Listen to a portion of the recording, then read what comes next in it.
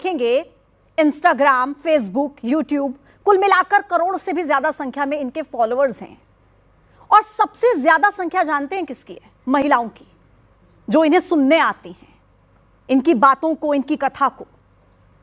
लेकिन महिलाओं को लेकर, बेटियों को लेकर, लड़कियों को लेकर ऐसे शब्दों का इस्तेमाल कथावाचक अनिरुद्धाचार्य ने किया है जिसको बोलने में, सुनने में आपको शर्म आ जाएगी। और पहली बार नहीं किया, पता नहीं कितनी बार बयान दिया और उसके बाद माफी मांग ली।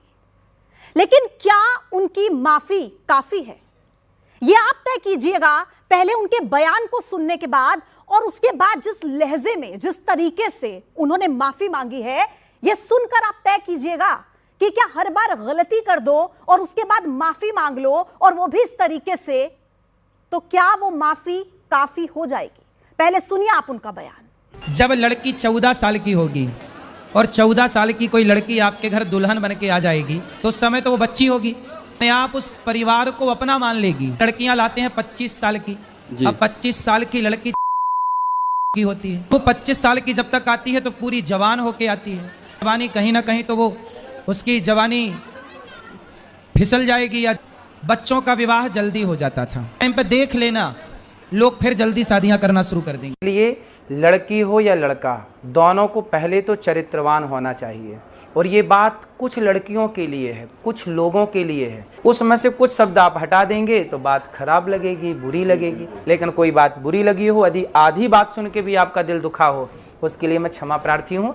कभी मेरी बात को आप हृदय में मत रखिएगा, क्योंकि बहुत सारी बातें आज के युग में एआई के द्वारा कुछ का कुछ जोड़ करके परोस दिया जाता है।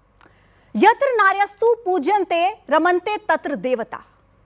हमारी संस्कृति में यह कहा जाता है कि जहां पर नारी की पूजा होती है वहां पर देवताओं का वास होता है। लेकिन ऐसे में कथावाचक अनिरुद्धाचार्य के ये जो शब्द हैं, ओछे शब्द, अश्लील शब्द, अभद्र शब्द, इसके बाद महिला समाज इनका विरोध कर रहा है। और होना चाहिए, लाजमी है।